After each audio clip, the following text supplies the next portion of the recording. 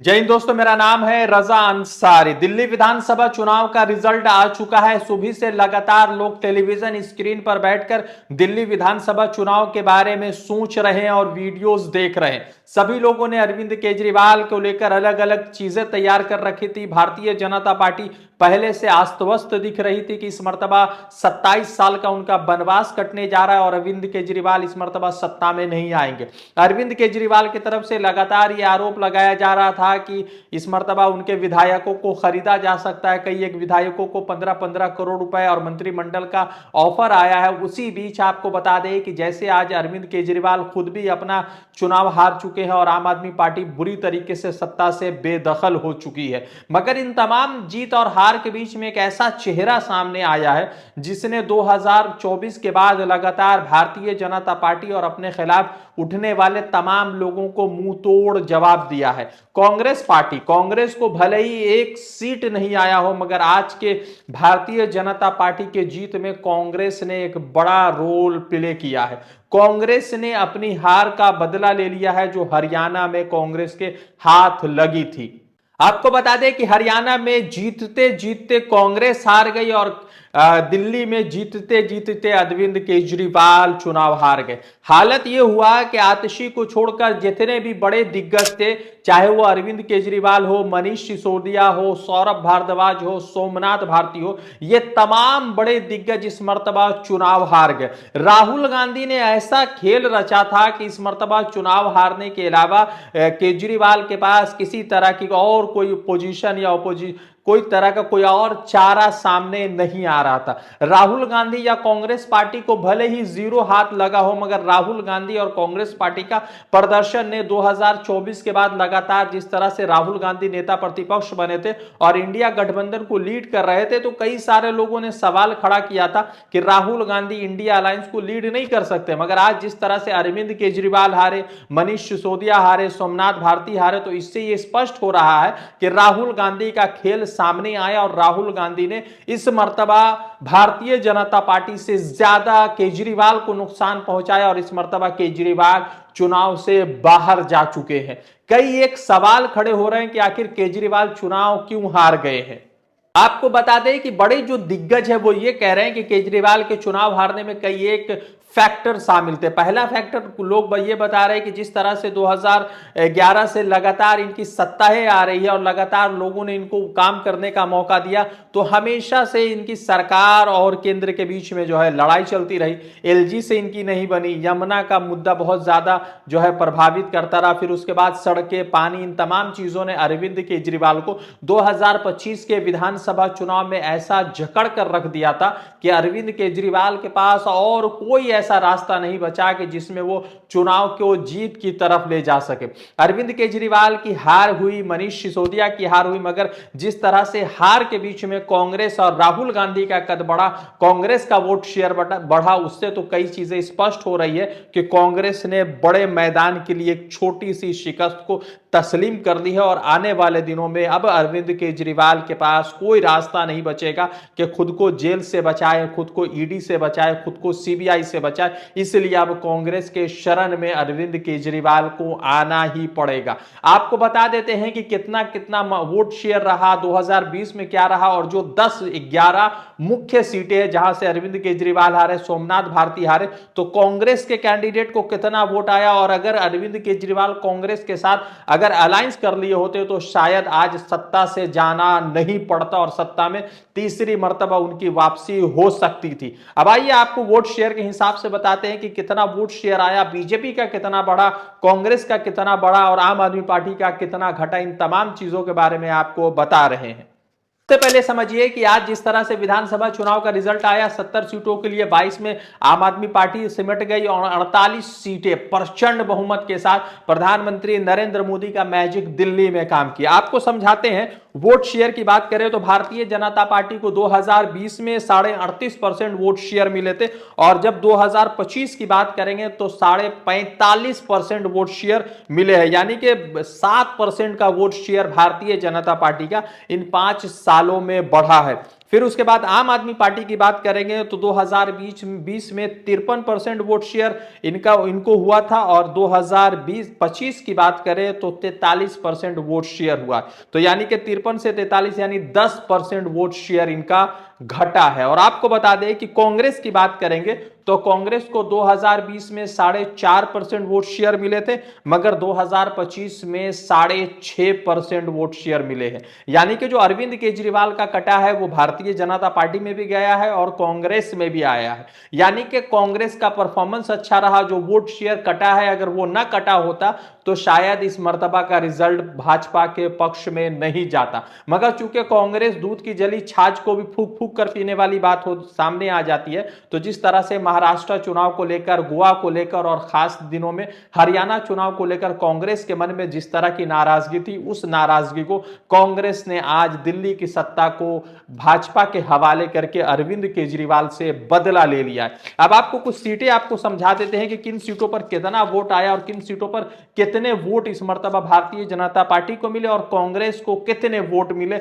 और कांग्रेस ने किस तरह से किंग मेकर का रोल प्ले कर दिया भारतीय जनता पार्टी के जीत में, अरविंद केजरीवाल के हार में।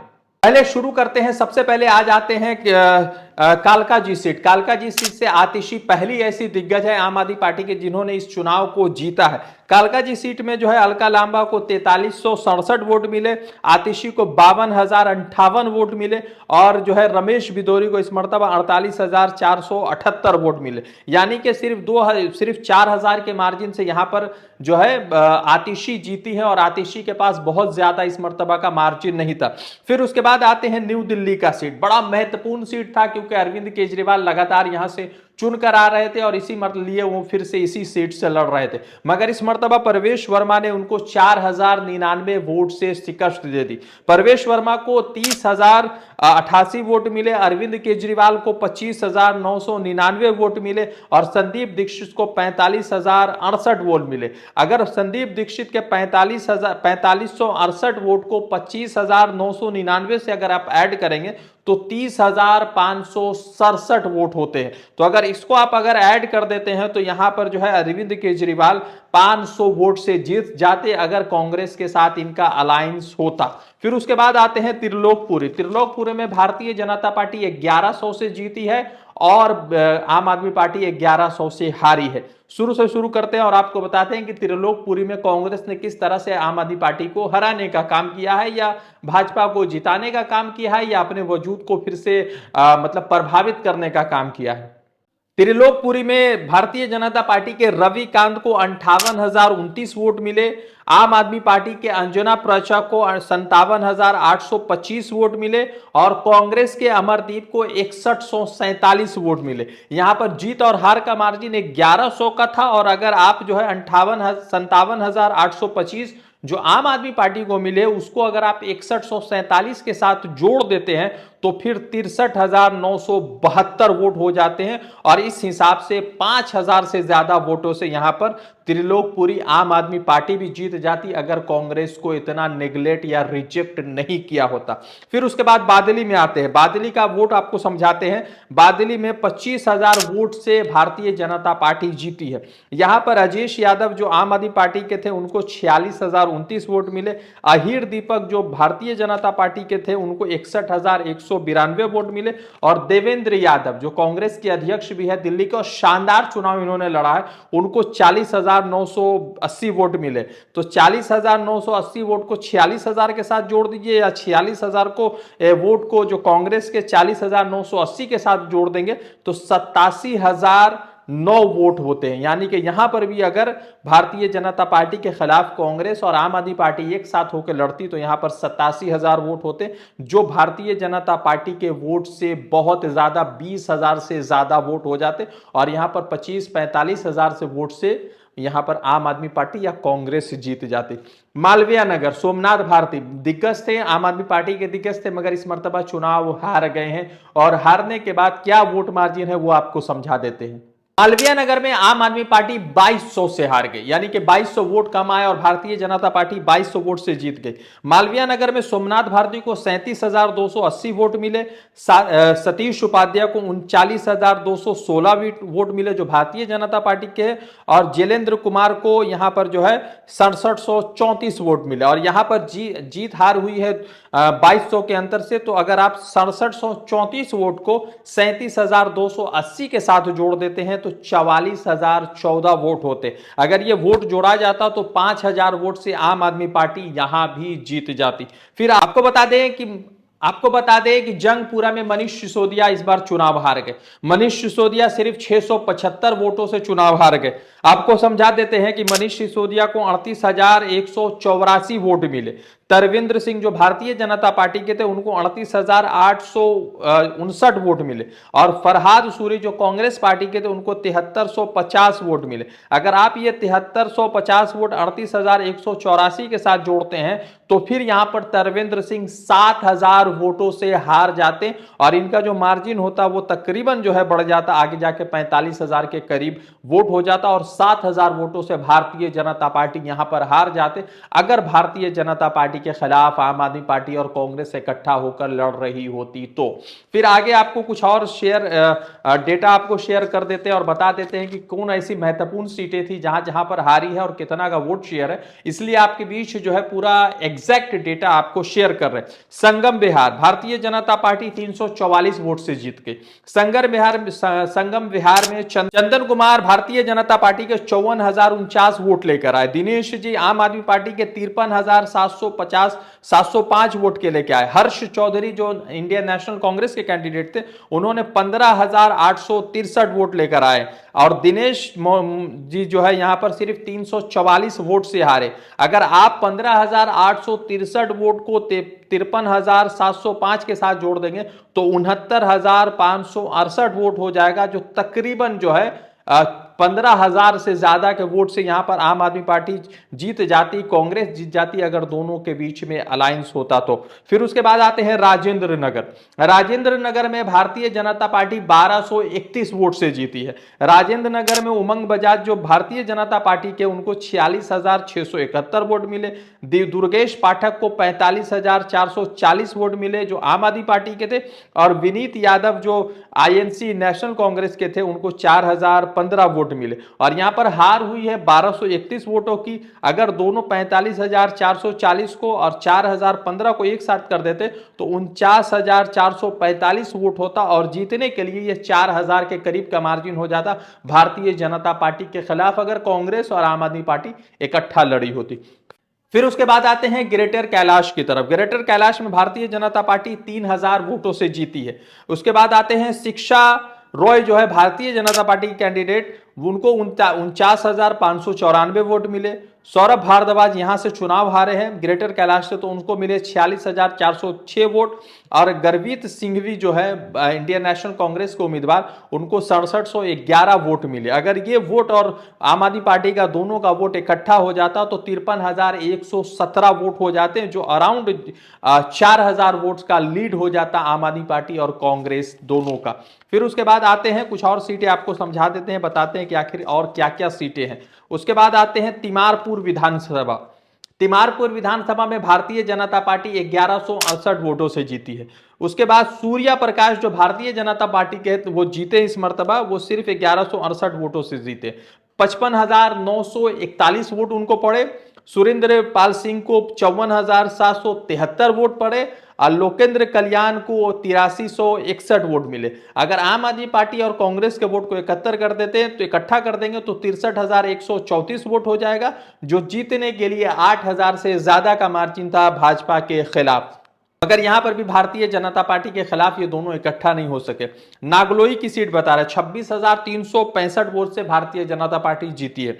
मगर आपको समझाते हैं कि मनोज कुमार को 75,272 जो भाजपा के उम्मीदवार थे, रघुविंदर जी को 48,907 जो आम आदमी पार्टी के उम्मीदवार थे, और रोहित चौधरी को 31,918 जो कांग्रेस के उम्मीदवार थे। अगर 31,918 को 48,907 के साथ जोड़ देते तो 80,825 वोट हो जाते और यहां पर भी आम आदमी पार्टी या कांग्रेस जीत जाती अगर अलायंस हुआ होता तो।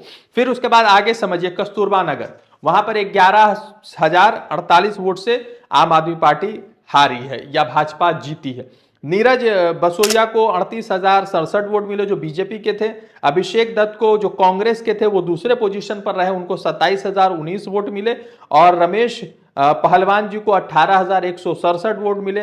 कांग्रेस और आम आदमी पार्टी के वोट को इकट्ठा कर देंगे तो 45,184 वोट हो जाता है। और जो आम आदमी पार्टी के जो बीजेपी के वोट से 7,000 का ज्यादा यानी 7,000 के मार्जिन से भारतीय जनता पार्टी यहां पर चुनाव हार सकती थी अगर कांग्रेस और आम आदमी पार्टी इकट्ठा चुनाव लड़ी होती। एक आखिरी चीज आपको बता देते हैं मालवीय नगर की गजेंद्र यादव वाली सीट की और बताते हैं कि यहां पर क्या हुआ। मालवीय नगर में 2600 वोट से भारतीय जनता पार्टी जीती है और 2600 वोट से आम आदमी पार्टी हारी है। गजेंद्र यादव जी को मिले हैं 48,349 वोट।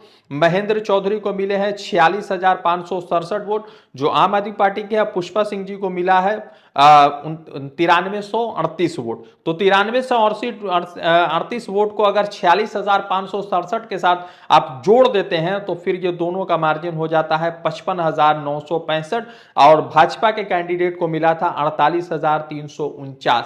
तो इस हिसाब से यहां पर भी चुनाव जीती जा सकती थी, मगर आज जो है चुनाव नहीं जीती गई और भारतीय जनता पार्टी के खिलाफ इंडिया अलायंस में तोड़ ने भारतीय जनता पार्टी को 27 साल का वनवास कटवा दिया। मगर इसके पीछे के कारण क्या है और क्या रीजन रहा है कि राहुल गांधी ने अकेले चुनाव लड़ने का प्लान किया या आम आदमी पार्टी खुद से अकेले चुनाव लड़ी। आम आदमी पार्टी का घमंड ज्यादा था। आम आदमी पार्टी खुद को सबसे बड़ी पार्टी के तौर पर इस चुनाव को बड़े आसानी से ले रही थी, ईमानदार कट्टर ईमानदार वाली छवि के साथ। मगर जनता ने उस कट्टर ईमानदार वाली छवि को नहीं इस मर्तबा पसंद किया और लोगों के बीच में डिवाइड हो गया। जो इनके सेकुलर्स वोट थे, चाहे वो भाजपा के खिलाफ कांग्रेस के वोट थे या भाजपा के खिलाफ आम आदमी पार्टी के वोट थे, क्योंकि कांग्रेस इस मर्तबा बड़े मजबूती के साथ इलेक्शन लड़ रही थी। तो इस मर्तबा जो है कांग्रेस में राहुल गांधी ने जिस तरह से अरविंद केजरीवाल के खिलाफ मजबूत कैंडिडेट दिया, आतिशी के खिलाफ मजबूत कैंडिडेट दिया, फिर सोमनाथ भारती के खिलाफ मजबूत कैंडिडेट दिया, मनीष सिसोदिया के खिलाफ मजबूत कैंडिडेट दिया, तो इससे एक बात स्पष्ट हो चुका है कि इंडिया अलायंस का नेता राहुल गांधी ही है। और अब जो है केजरीवाल जी को अगर एबी सीबीआई ईडी से बचना है तो शायद राहुल गांधी के शरण में जाना होगा, इसके अलावा कोई रास्ता नहीं बचा है। रजा अंसारी की रिपोर्ट, द इंडियन खबर के लिए।